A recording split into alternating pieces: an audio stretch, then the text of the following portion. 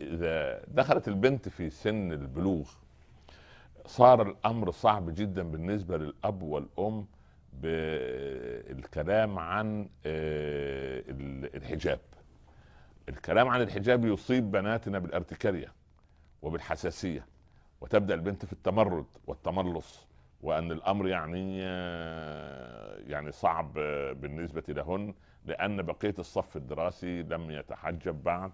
المعلمة أحيانا في كثير من بلادنا العربية أيضا نسيت أن ترتدي ثيابها قبل أن تأتي إلى المدرسة، ويتظن أنها ذاهبة إلى مكان معين، ولا تنسى أو نسيت أنها ذاهبة إلى معهد علمي له يعني حرماته وله قوانينه.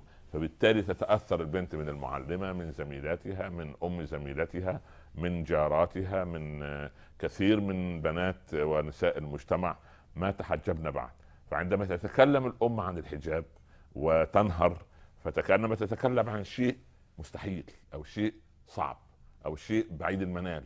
فبالتالي الكلام يدخل من أذن البنت المراهقة ويخرج من الأذن الأخرى، فبالتالي المسألة بالنسبة لها لا تساوي شيء. ولكن أنا أنصح بناتي وأبنائي من الآباء والأمهات، من الأزواج والزوجات، عند الحديث مع المراهق والمراهقة يجب أن يكون الحديث عقلانيا لا نصيا، في الأول مساحة حب ومودة، وأن نأتي لمسألة العقل، التعقل. نقول للبنت في هذه السن أن هناك القلم يجري على كل إنسان في هذا الكون إلا على ثلاثة. القلم يكتب الحسنات والسيئات على كل مخلوق من الآدميين، سواء ولد أو بنت أو رجل أو امرأة أو ذكر أو أنثى، إلا ثلاث حالات: الصبي حتى يبلغ، والنائم حتى يستيقظ، والمجنون حتى يعقل. فبالتالي هؤلاء هم الثلاثة الذين يتوقف عنهم القلم. طيب، نضرب مثال بسيط.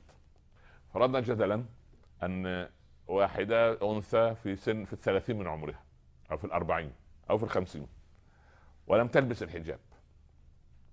طيب، هل لا يجري عليها القلم؟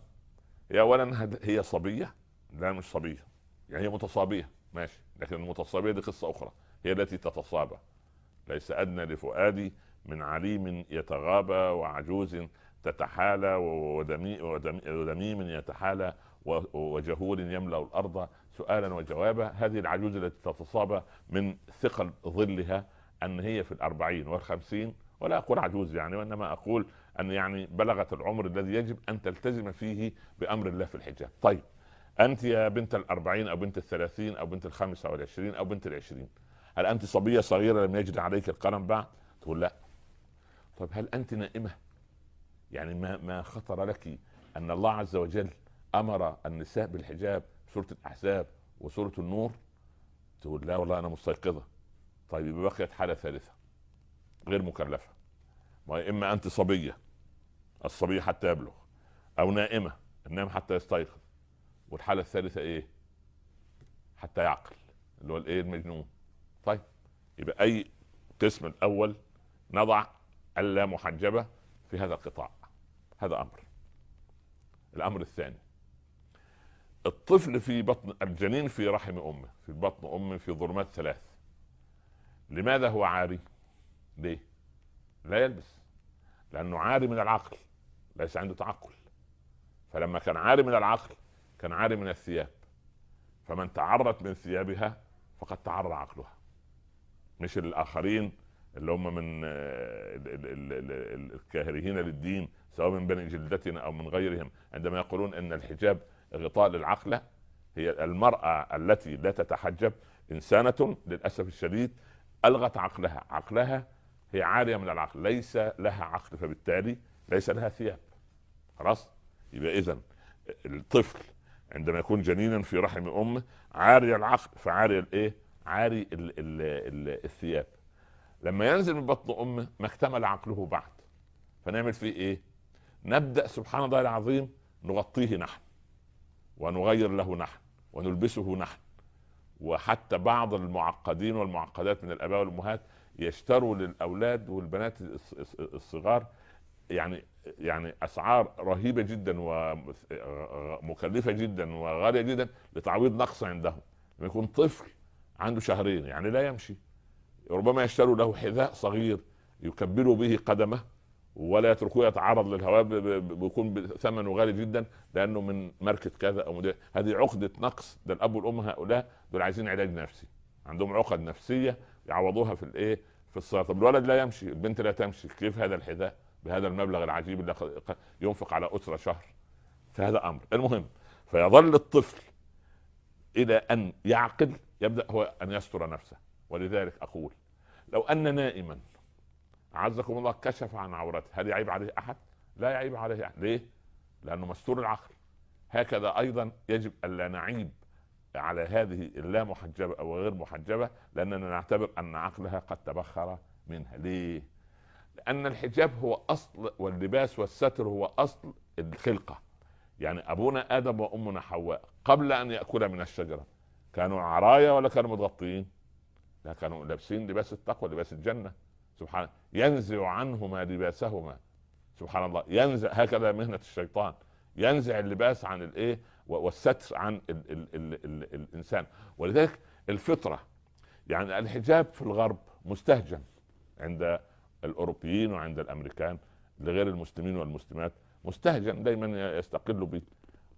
ولكن العجيب ان امراه في احد محلات السوبر ماركت الكبيره المعروفه عالميا، يعني حتى لا يكون اعلان، يعني معروف في كل البلاد، موجود محلات كبيره جدا، فيها امراه تشتري باريسيه، عزكم الله، خلعت ثيابها قطعه قطعه وهي تمسك بالعربه، الى ان انتبه لها رجال الامن الخاصين بالمحل، وسبحان الله اخذوها وادخلوها في غرفه داخليه وغطوها. بعدها بيومين سنة 2006 ميلادية، يعني من 4 سنوات، كان في ملعب برشلونة قصة مشهورة، نزل واحد إلى الملعب كما ولدته أمه، يجري في الملعب يمنة ويسرى إلى أن لحقه رجال الأمن، واستهجان كل الجماهير التي تستهجن الحجاب، لكن استهجنوا أن يكشف الإنسان نفسه هكذا. وفي الآخر اكتشفوا أن هذه المرأة وهذا الرجل كلاهما مستور العقل. لا أقول مجنون، لأن المجنون هو البعيد عن رحمة الله، إنما مصاب بلوثة عقلية. فبعد أن كان النظرة إليهما باستهجان واستنكار، أصبحت نظرة إشفاق ودعاء بالشفاء. سبحان الله.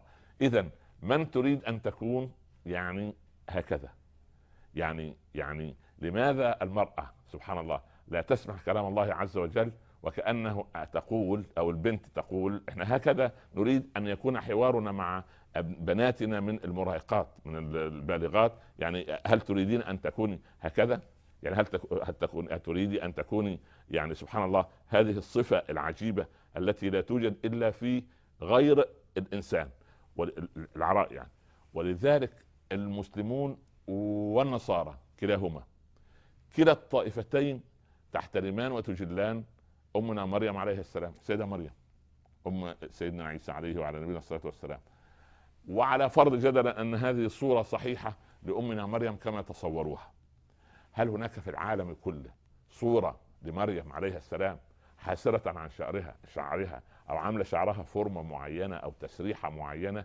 ابدا، الكل يحترم مريم عليه السلام من مسلمين ونصارى. سبحان الله، الكل يحترمها.